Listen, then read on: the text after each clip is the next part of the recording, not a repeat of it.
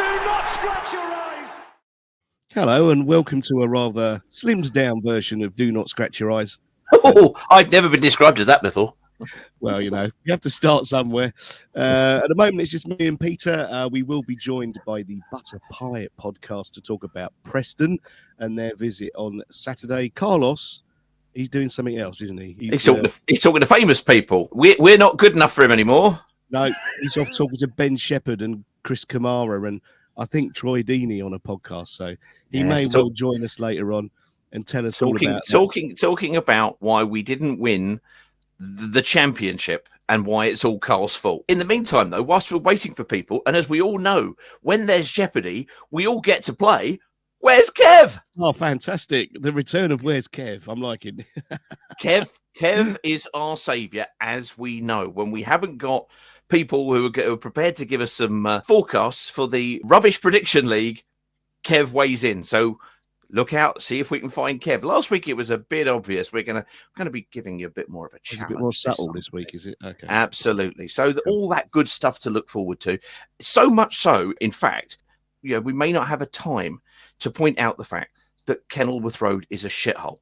So if we don't, we're just covering our bases there and then, which is fine. Which is feature, Peter. I haven't seen this one before. We forgot to mention it the last time we were on against Sheffield United. Let's face it, we did Wrexham with bells on because Chad was most upset that people turned up with the temerity of that. But hey ho, never mind. But there are lots and lots of things to talk about because obviously this Saturday we play Preston and there are lots and lots of things to see and do. If you come down to the game, do come down to the bunker if it's open because you know you can never say it definitely is. Check because local listings, I would say before that. You may have seen, we'll get on to talking about this in a moment, that there are things and people down the bunker, you know, we've given away badges, we're giving away beer mats, we're giving away stickers.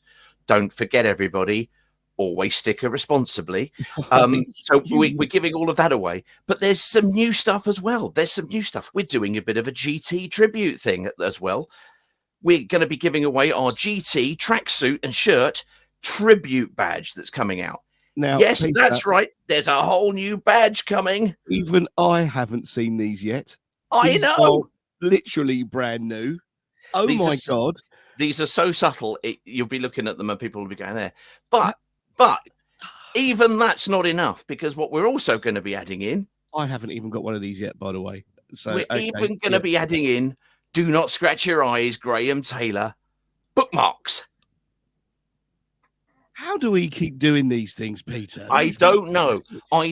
Perhaps the patrons are letting me go mad. It's all down to them. Let's blame Greg. We normally do. So there's loads of things, as well as all, obviously, the beer mats, the other badges, the stickers, etc. So do get down to the bunker early and come and fill your boots with little bits and bobs because we like to give those out, especially obviously for the kids if they want some badges and stuff. All the other little badges. Now, one thing you do need to notice. Little badge. Look at the big badge. They're quite much bigger. Much bigger. So you'll be able to subtly pay tribute to the wonderful GT and that wonderful tracksuit design. There you go. Yeah. But don't forget, as we said, with the stickers, always sticker responsibly. Do not scratch your eyes. So you will have seen, we are sure, some details around some wonderful charity T-shirts that are now up. And there's a bit of a story behind this. And whilst the other guys, we're waiting for them, it's worth kind of having a little bit of chat about it. Back before Christmas, when we launched the Patreon site, and all of this, or so much of this is down to contributions that they're helping make and hopefully just grow the pod, make it just a bit more fun, hopefully give you guys a little bit back. We decided we wanted to do some T-shirts. Anybody who's seen the website at www.donotscratchyoureyes.com and gone to either the icon gallery or the Watford squad will have seen a number of images and digital, well, let's call it digital art. Not quite, but you know what I mean, of players that we put up there, again, just as a bit of fun. And the intention kind of became, I mean, it was on the spaces, somebody said about, look, anything that you can do with this. So what we have done is basically design a host of different T-shirts, providing a number of different players in sort of action poses, and some with slogans and some with obviously just their names. There's Yao Pedro, always believe in your soul, just in case you wondered. Daniel Backman there with his arms open. And even there, Imran Loser with celebrating his national flag in the design. And of course, this one is the only one that's not available in kids sizes, is the Espria Tequila Eche en Colombia. And the reason we're doing this is because all of the profits are going to be going to two fantastic charities: the Peace Hospice, which you'll know up at the top of the town, who provide, kind of respite care for people, literally in their last days, and Kit Aid, which was kind of launched by Derek Williams, who is a dyed in the wall. We saw him the other day at the game. Watford supporter. GT was a patron of it. We've done a special with Derek, lovely guy, doing amazing things, recycling football kits and football equipment to areas of the world where it makes a real difference. So two charities that are going to help there. We had a little meeting with the club and said, look, we would like permission to use these images, use this kind of kit work and the player images. What do you think? And they said, well, yeah, okay. Do you want us to come on board with it? Would you like to have these shirts available from the Hornet shop? And well, after I picked both chins off the floor, it was that was an unexpected little bonus, wasn't it? That was absolutely. So we kind of redid the designs in the current kit, because obviously the club needs to sell the anything with the current kit supplier, etc., current designs, etc. But there will be some more legend stuff coming via our website in the fullness of time.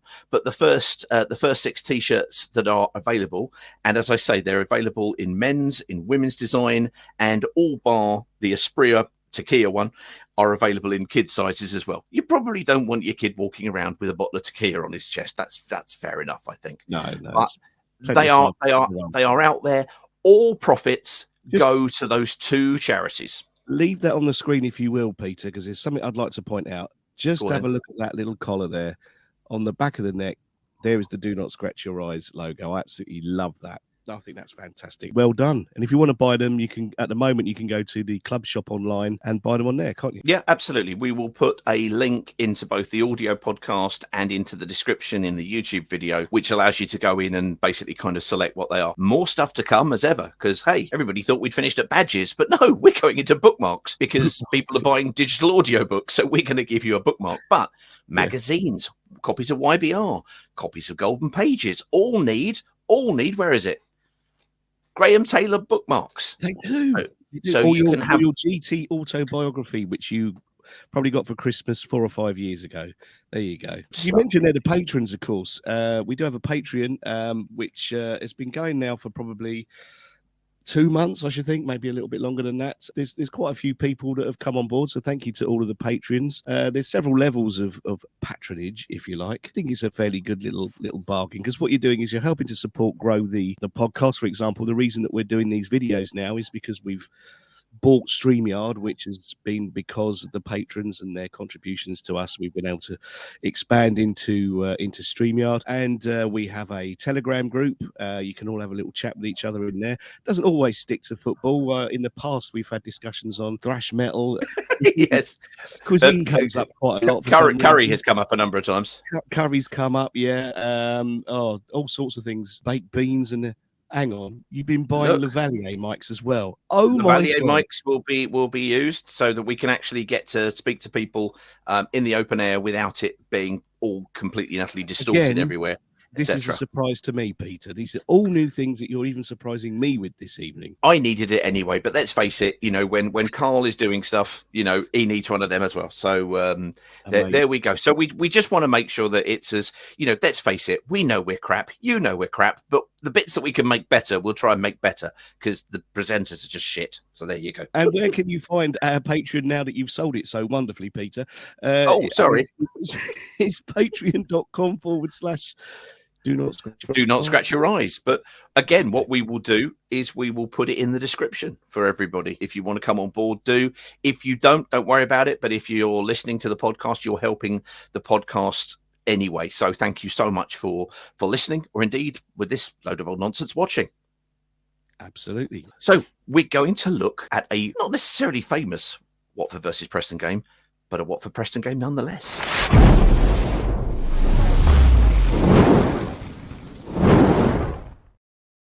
Hang So- on, that's another new thing. All these new things that you're surprising me with this evening, Peter. I've never seen that before. Well, in fairness, I've got an audience of one, so what can you do? Anyway, we're going to have a look at a Preston game. When we went and looked the other day at the West Brom game and the Blackburn game, they were like, you know, kind of 40 years and 50 years. We're going to have a look at the Preston game from only a couple of years ago during the pandemic when we played Preston and we had Vladimir Ivic still in charge. Do you remember Vladimir Ivic? My goodness. Here was the very first manager that Do Not Scratch Your Eyes ever launched under. Yeah, yeah. And this would have been more or less when we started this game. So about a month into our Yeah, pretty much. That particular year, the club, whoever was working in the design department for the program, came up with some lovely program designs. And here's one featuring Etienne Capoue. And I did, as you probably did, looked at that little graphic at the back there with the two towers and went, that's Paris. I bet he wasn't born in Paris. And he wasn't. He was born in another place. And that's a picture of the other place. They've got it absolutely right. Quite extraordinary. That's anyway, where is that then? It's where he was born. I'll tell you in a minute after we've had a look at this, because people don't want to know where Etienne Capoue was born. They want to know what happened 4 years ago under Ivic. Probably the best game that we played. 4 years ago or 3 years ago? 2 years. Oh, 2 years. Two. Well, let's think it. We've gone up. We've come back down, and we're trying to go back 2 to 3 years. There we go. Okay. Oh, hold on, I've got a program here with a date on it. Yes. 28th of November. There you go. Some years ago. Here's the game. Let's have a look at this. Oh, Preston in their all green kit there, yeah. Yes, they were. Look, we can put this at the bottom there. Now, we were wearing the Exploding Sun kit at this point, if you recall. Remember a season when Ben Foster made saves? He had an okay season here, I thought. Maguire again, and now Potts, just wide. Bloody hell. Just wide from Brad Potts. It was a fantastic move from North End. Wearing the David Beckham hairband there. Yes, he is nice. very much. And I think credit to the 1881 and the guys for the, kind of really making Vicarage Road not a blank canvas was really something. Here's Sarr. Delivering across. That's lovely. Dominguez Keener getting in on the back. Dominguez Keener currently on loan at, another part of Yorkshire. He's back at Rotherham now, isn't he? Yeah. It's straight back to Bauer this time, who hits it well. Foster with a how brave of Foster coming out there. Yeah. Fizzing it up towards Deeney, and here's Sarr, who was Deeney chesting it down for him there. When you see it back, it's a really lovely. You're having that there. Yeah, he's already going down, isn't he? He took the pen. With a chance to make it Deeney, of course. Amazing. It was full of power. Well, of course, that was in the time when you got a pen. It was practically as good as a goal. Yeah, yeah. Inch perfect ball out towards. Now Foster had a good game, and this was where it beat him, and it comes off a Garner. Horrible deflection, leaving no chance. That is nasty.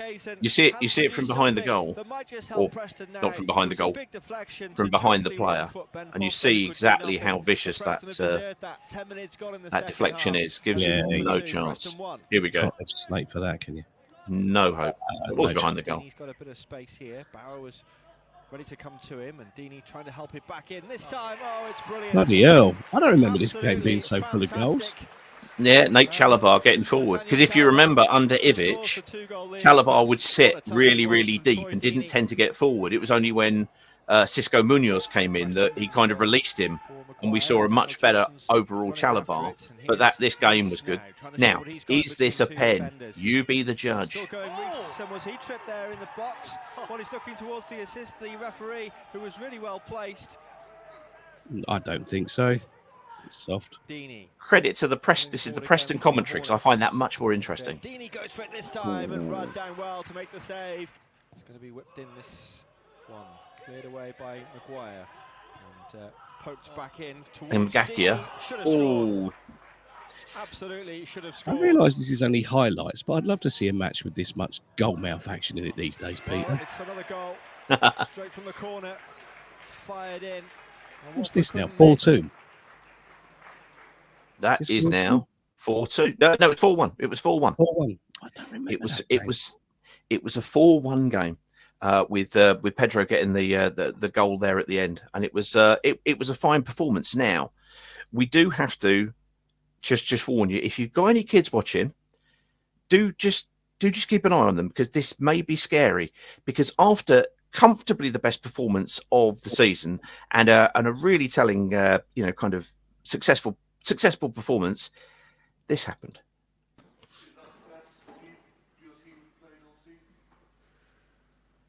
We can speak that it's one of the best. Yes, maybe this performance today, it was the performance after some period where we stayed without some victories, where we stayed without some creativity in the games. But today, I believe that we did a good game.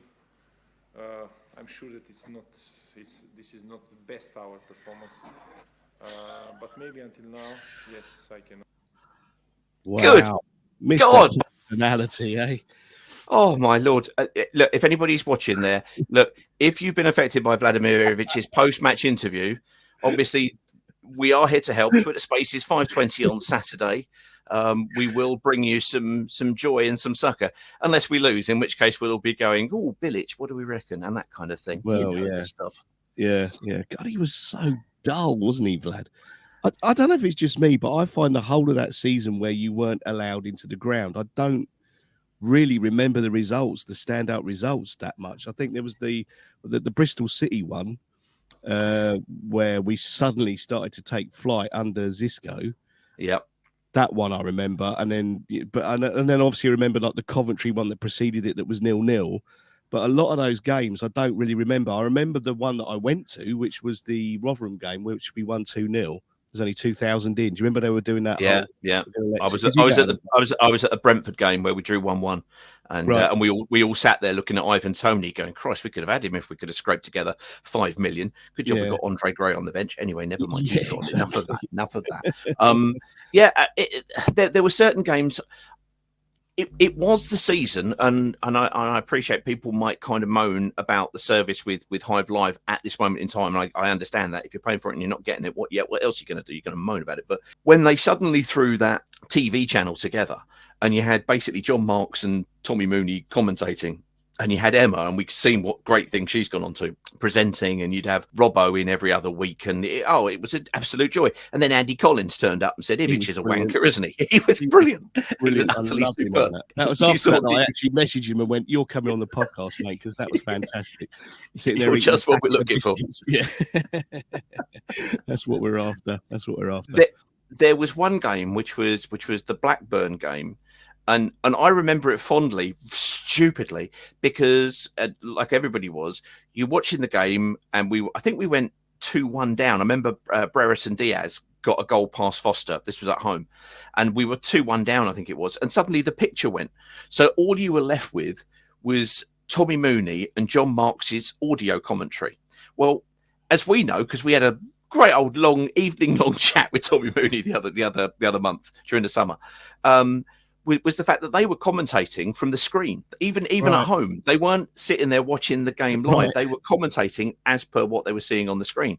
So when that happened and they had to do audio commentary, it was the only time when they could actually audio commentate. So they went and stood at the front of the bit where Hive Live was, between the Graham Taylor and the family stand, and basically stare out the window, which anybody who knows is not possible. I would suggest it's definitely not the ideal commentary position, right? No. And basically see if they could see what they can see going on. Bearing in mind, we were shooting down the far end to the rookery end.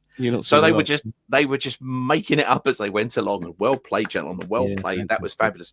But it's ironic, as you say, the number of games we saw, the ones I remember are the things I couldn't see. Yeah. Cardiff, obviously, Cardiff away. The wonderful Messina free kick. Oh, yes. Wasn't that? It was. Let's be honest. It was a shit free kick because it was. You're going to deliver it in, or you're going to go for the top corner. No, you're going to put it right at the keeper. Unbeknownst, only Adam Messina knew that the Cardiff keeper was about to have a pulmonary edema and throw the ball into the back of the net. Yeah, we all remember. what was good after that was the camaraderie shown between the team and the manager, because everybody just looked as though, right, okay, now we're up for this. We're going somewhere. Everyone looked as if they were kind of together.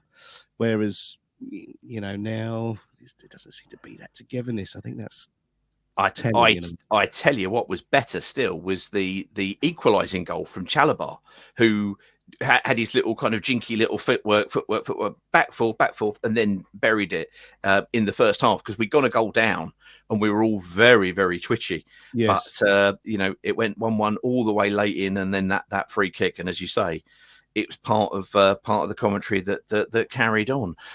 If you haven't heard, I'm sure you will have done. WDA Scene have got an interview, which I think has gone up today, which is the Wednesday as we record now, with Cisco Munoz. So go over there and hear that. I did ask, but I haven't yet seen it, whether or not they got him to sing Sweet Caroline. If they didn't, it's a shame. But if they did, well played. I like that a lot. I like that very, very much indeed. Enough of this nonsense. We're going to have to end up talking about things that are Preston related. And let's face it, you know how badly that goes. Should we do the Preston 1, 2, 3? I think we should do the Preston 1, 2, 3, because then we can at least ask about home form and other things, because we're going to do a Preston 1, 2, 3 in a different kind of way anyway. So that's fine. More surprises.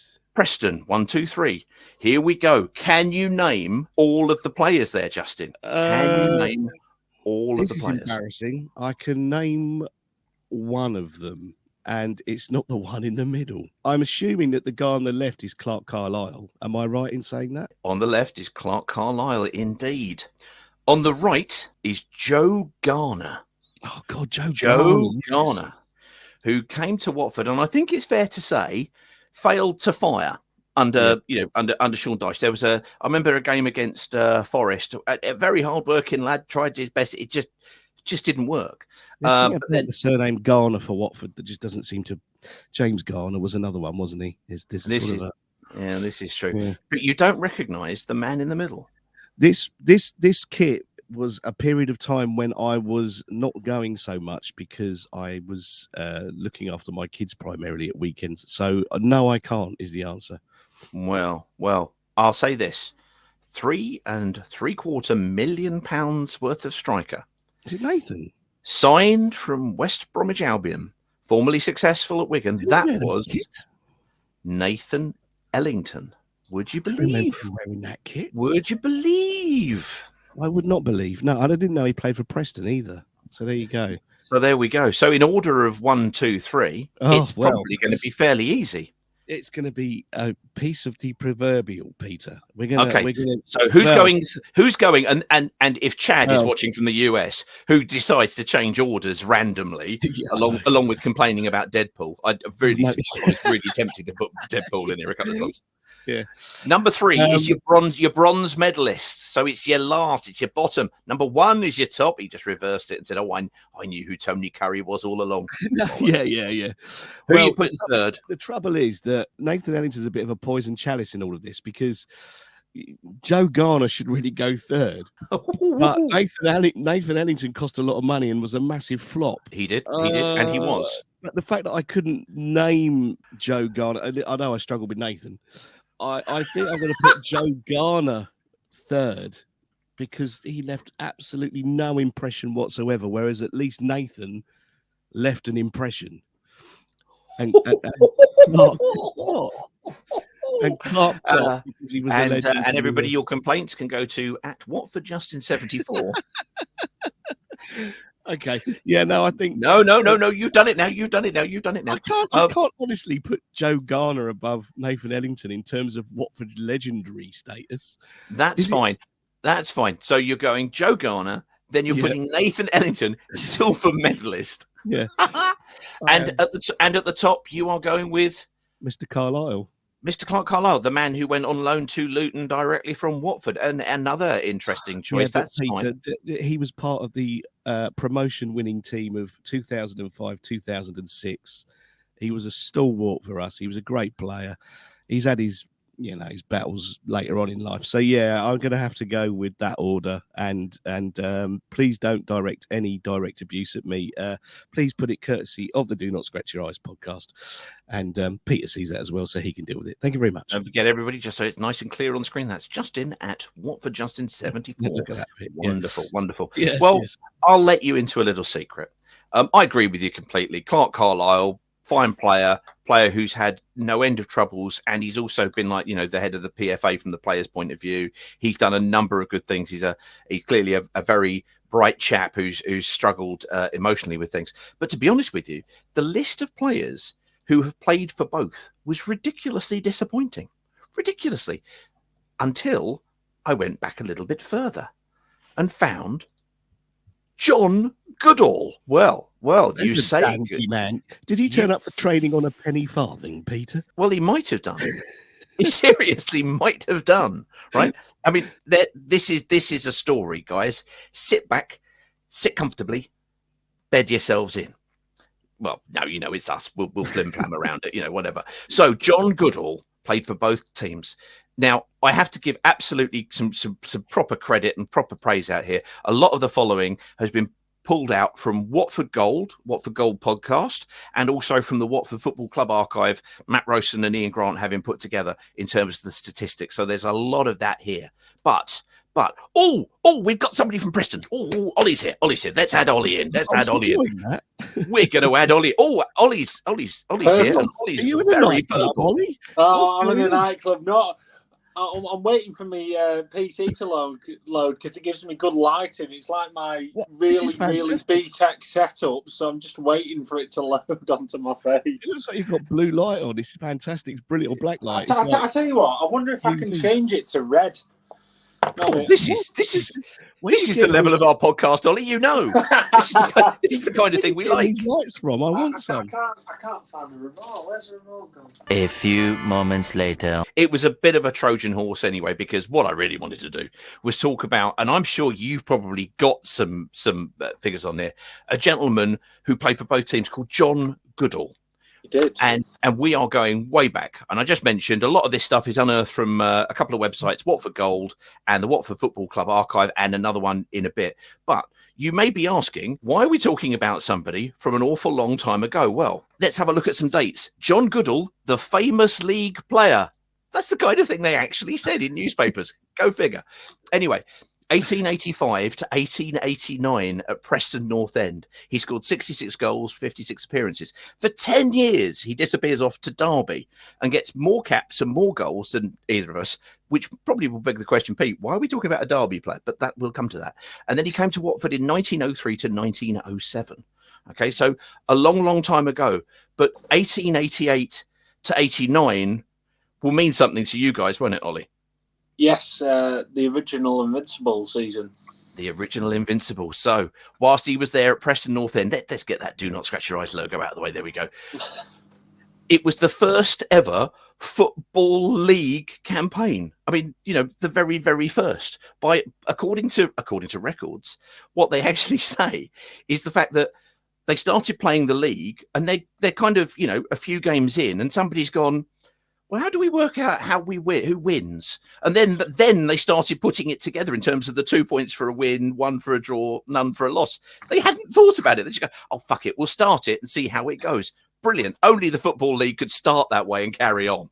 Anyway, it wasn't just the fact that you won that particular campaign, again, as you say, the original Invincibles, but you also won the FA Cup. You did. And without conceding a single goal in the FA Cup. And that makes you the first winners of the double. And let's face it, you hadn't had much chance to win it before. There hadn't been a league. So that was pretty impressive. I found it quite remarkable from where you go look at the scorelines of the games back in 1888. That they're so high scoring, and for the fact that we've not conceded a single goal in the FA Cup, it's quite remarkable at that point, I think. Yeah, well, what's also nice is if you look back at some of the imagery here we go.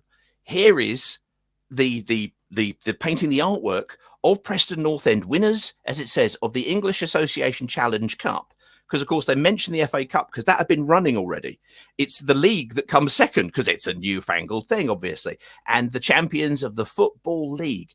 Now, our man, John Goodall, is sitting there right in the centre. He's basically the captain, but they kind of didn't really have captains at that time.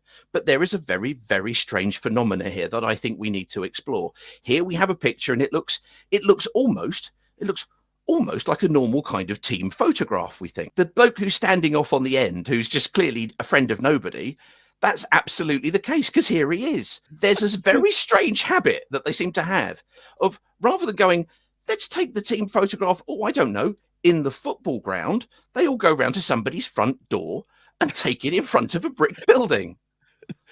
What's going on with that? Like, it surely shouldn't have taken too much to work out that maybe setting, oh, I don't know, a football team photograph not in front of a building would be a good idea. Now, I'm not directly criticising Preston North End here, but there was then this example where they didn't even bother with the kit. They just found a brick building, and look, they still stuck the bloke off on the end. Oh, Johnny No Mate's there. You know, you've just won the league and the double. Go on, you fuck off over there. That's nice, isn't it? That's wonderful. That's wonderful stuff. Well, before we go on just to a little bit stuff with Watford stuff, I've mentioned about Watford Gold, and they have on their website, again, more links will be in the description here. And some of the following wordings I'm going to give to you are wordings from Oli Phillips, who only just passed away literally a few weeks ago as we record here, who was the Watford Observer, prime correspondent from the late 60s all the way through into the 2000s. And he had there's a piece with the whole article about what he did on Watford Gold. Do go and take a look at it. It's really, really wonderful stuff. But he comes to Watford in 1903. Now, he'd been at Derby for 10 years. And there's a wonderful piece where it says about he ended up after 10 years going to New Brighton Tower, wherever that is. Then he captained Glossop. Where? Glossop, right? Glossop. And finally, he got as low as Watford, right? Oh, I see. But he became our first ever player manager. And in his first season, bearing in mind, this guy had already played for England. He was the top scorer in that double era. He'd been magnificent at Derby as well. But we won the Southern League undefeated. And he played his last game. He is still the oldest ever player to play a competitive game, aged 44 years and 87 days.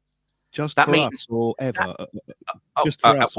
At Watford. He's our oldest player. But I did say I wasn't having a go at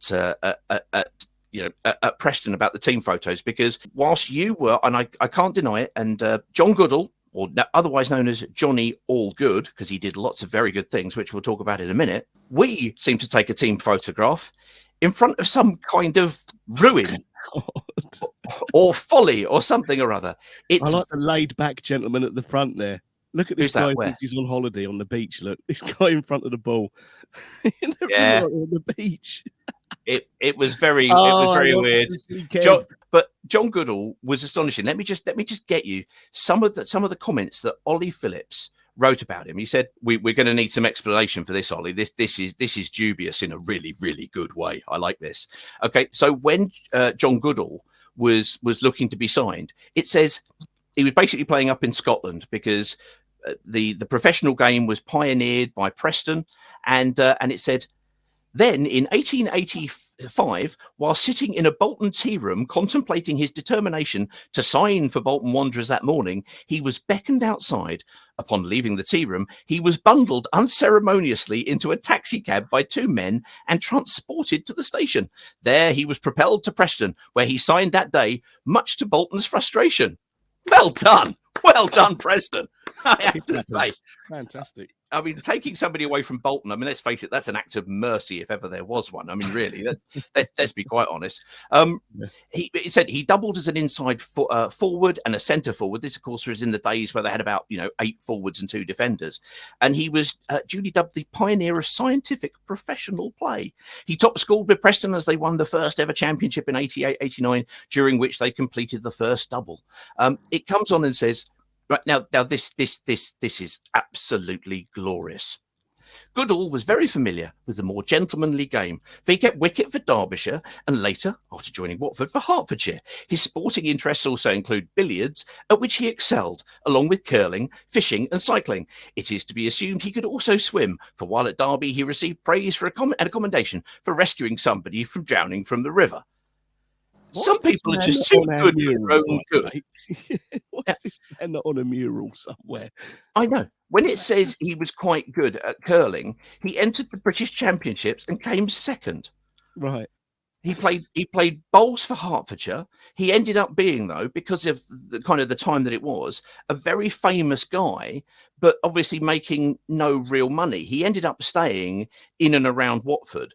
And as Ollie Phillips put it, he had developed his hobby of breeding and raising caged birds, and his family had owned a shop at 56 Market Street, Watford, where the signs read, "Dealer in every kind of caged birds, aviary stocked, seeds and requisites," whatever your requisites are for your caged birds, I'm presuming. He and his daughter were to be recalled for having a pet fox and walking it around the town on a lead. This is brilliant. This is somebody who has played for both clubs. This is what a combination of Preston and Watford will do for you. You'll be out walking a fox in no time. What can we say? What can we say? Now, he passed away during the Second World War, and he was buried in an until the 1940s. Yeah, right. Well, and he was buried in an unmarked grave. And the Watford historian and the club basically got together when they found out about this and restored him he's basically got a grave in Vicarage Road Cemetery. So you can go in and find this here. And he's also included in Hornet Heaven, which if anybody hasn't seen it, go to Hornet Heaven. More things were put in there. There's a whole piece there about John Goodall's gravestone. There's a whole piece about it on Watford Gold as well. And it really is a joy to see in terms of all of the stuff that was there. He also features in Hornet Heaven because if you don't know, Hornet Heaven is basically a series of stories. He is in the one featuring him is Series 6, Episode 4, and it's basically stories written by Ollie Wicken, narrated by Carl's good friend, Colin Mace, who's a professional actor and a voice artist par excellence. And it's won awards and all sorts of things, and it's delightfully strange. And and there you go, Hornet Heaven, featuring John Goodall, played both Watford and Preston. Do not scratch your eyes! I should probably, at this stage, introduce Ollie formally. Ollie of the Butter Pie podcast, who we spoke to last time when we were playing Preston away. Carl went to Preston. He did. Ate a butter pie, got heartburn. Yeah. I think that was okay. As I recall, that was a 0-0, wasn't it, Peter? That was a 0-0. You had a couple of chances that were on a better day you'd have hoped to take, but you were kind of drawing every game at the time, if I remember rightly. We were, and I remember. I think it was Ray Minaj had a chance right at the end for you, and he skied it over from about 6 yards out. Ray Minaj. Now there's a name. He no longer plays for us. He's gone. No. See ya. So, yeah, Ray Minaj would consider that a long range opportunity. That's all we're saying. Yeah.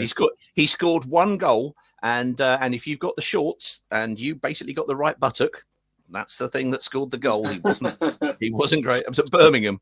Ken Semmer smashed one. He knew nothing about it, but it grazed his arse, and he went running off like he just scored the winner.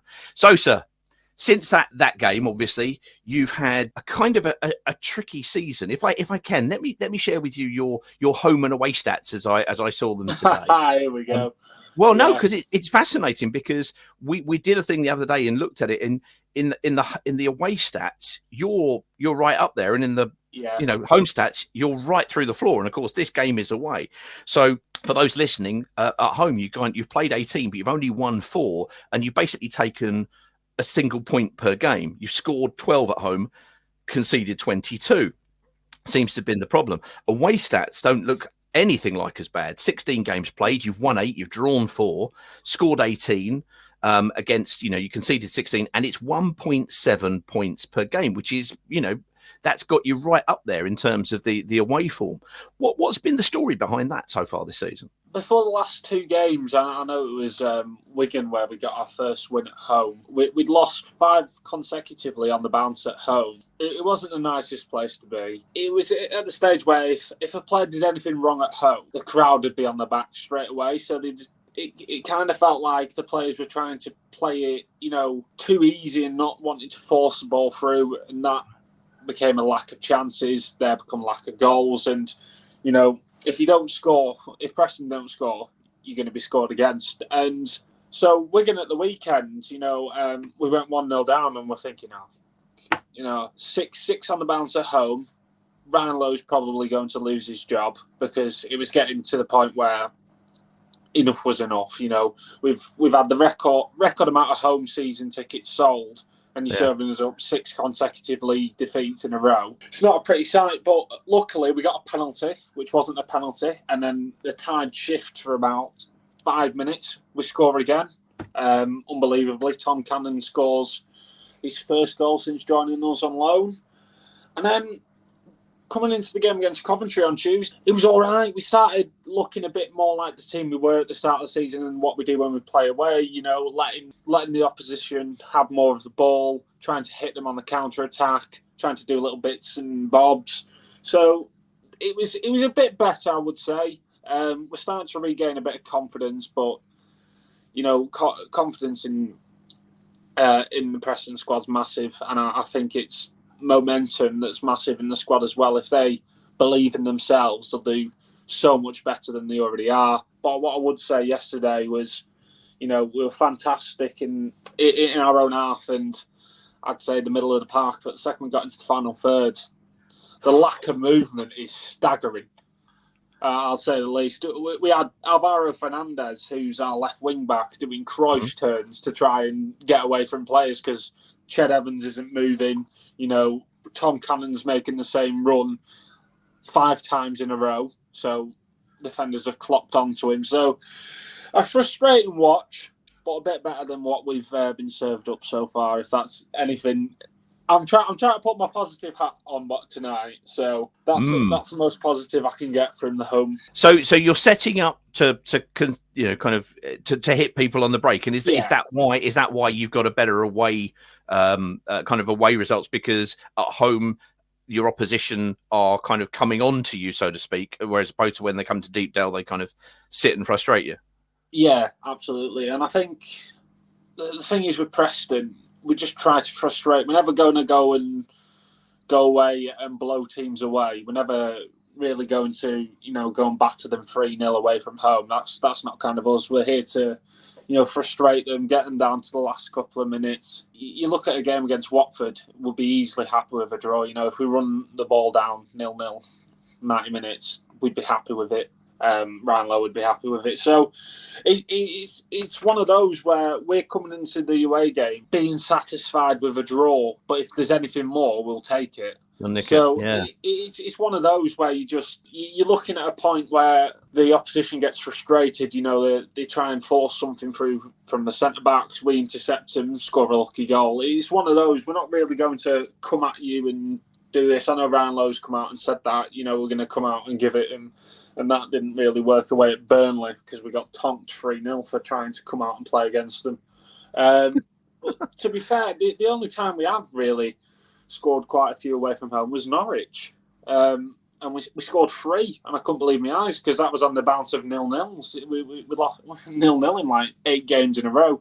And we go to Norwich and score 3. So, yeah, I'm not expecting much from this weekend. If we can grab a lucky goal and frustrate Watford as much as possible, that's probably what we'll do. Now, you mentioned there Ched Evans, who's obviously always mentioned, who is your absolute top goal. But he hasn't been playing in the last few games, or he hadn't done. Did he play last night? He did, yeah. He's been suspended for 4 games. That's probably why. He played last night. He did about 70 minutes. Did look a bit rusty. But the thing is with Ched Evans, the only thing we really do with him is lump the ball into him. He's got to try and make it stick. That's realistically all Ched Evans does. And obviously he gets in decent positions. He had a decent position actually last night as well. Should have scored. Daniel Johnson did very well. back stick, and he misses a clear cut chance and puts it wide. Well, because what we do is we decide, we take a look, I take a look and go, I think that's your star man. And so far, I think we've got it right about once so far. Yeah. all the rest, the opposition turn around and go, no, Pete, that's bollocks. And when I looked at it, I thought, Ched Evans, oh wow, but he'd been out for a few games. I didn't realise he was suspended. My apologies. Yeah. But you've also got, is it Emil Rees Jakobsen, is it? Yeah, he's out. He's just exactly. So he's out. So I decided to go to the person who was third on the list and somebody who was also linked with Watford. And I decided that your star man should be Ben Whiteman. Yeah, he's played 26 games. He's scored 2, got 2 assists, but he typically is, in our understanding, a bit of a defensive midfielder. Yeah. We were strongly linked with him during the transfer window, but we never know whether that's true or what have you. But he seems to have been a pretty reasonable. Is he suspended because he got sent off against Luton, I believe? Is he got a 3-match suspension or is he back on Saturday? Well, I thought he was suspended, but in the post-match interview with Ryan Lowe, he said Ben Whiteman's back this weekend, so he must be back this weekend. So what does he give to you? And would you put him as your star man, or would you name somebody else? Yeah, absolutely. He's got another one. He got another one. He's a step above everyone else at PNA, and you know his quality's unmatched in the PNA side. You know, he acts more of a quarterback role for us. Just everything runs through Ben Whiteman. I know we say he's a defensive midfielder, but you know he creates attacks. You know, he starts attacks off. He's a defensive midfielder. He's a box-to-box midfielder. He creates everything. His passing superb. Some of it, he doesn't really take shots, but when he does, usually on target. Yeah, he's far too good for P&E. His contract's out in 18 months or so I don't think he's going to be signing anything anytime soon. So, you know, his quality is definitely too good for P&E. Definitely our star man. But unfortunately, I think we might lose him in summer. Do not scratch your eyes! You will remember the completely rubbish DNSYE Prediction League that we have maintained to this date. Wow. To this date, we've kept it going despite a lack of any interest from anybody else other than me, who is insisting on forcing this through. But when we did last speak to you, I think the EFL had let themselves down. They have had a fine run over the last 2 games. So as things stand at the moment, Carl is sitting there on 13 points at the very, very bottom. He would be going first, but he's not here. There you go. And on 15 points apiece, the EFL and Justin atop of the league. But you are our guest, so you always get to go first, Ollie. What do you think the score line is going to be? 3 o'clock, Saturday, Preston away to Watford. 2-0 Watford. Oh, that's not confident, is it, Ollie? In fairness, Ollie hasn't been watching Watford all season, so he's judging this. He's judging this on the fact that Sarr looks good in dispatches. Anyway, there we go. Now, Justin. Cole did send in a prediction. And what did he predict? He's put Watford 1, PNE 0 is his prediction. Ooh, so we've gone 2 predictions for a Watford win. Normally, when this happens, any other result is available in reality. So, Ollie, you're doing fine work on behalf of your team. Well done, sir. Well done. Thank you. Justin, what are you going to go for? Is it a clean sweep Watford way? 1-1, Peter. There's a shock. There's a shock. 1-1. Justin goes in with the 1-1. Never, ever been seen before, except for all the other weeks when he could go 1-1. There we go. I must ask you, Ollie, before we finish. I thought you had a famous looky-likey last time that we... You did, have you watched Trainspotting since, or have you still not seen it? No, I've not seen it. I think I've just trimmed my beard actually, and I've not had a haircut. What's that? So I've just trimmed my beard down. So I think there's going to be some split screening going on in the post edit here. Yeah, just Trainspotting there. Yes, I just see it. If no one else has ever said it straight away, I called my dad and I was like, I've just been on a podcast and you said I look like this guy. Have you watched it? He went. Yeah, you do actually. To be fair, fantastic. As always, it's been an absolute pleasure to talk to you, Oli. I don't know whether we'll meet again next season. I have a sneaky feeling we will. In the meantime, brilliant to have you on again. Thank you very much, Oli, from the Butter Pie podcast. Where can people find you? You can find us on Spotify. You can find us on Apple Music. If you want to keep up to date with the Book By podcast, it's at the Book By Pod on Twitter. And yeah, that's pretty much it. Good man. Wonderful Thank stuff. you very much. Thank you, sir. Do not scratch your eyes.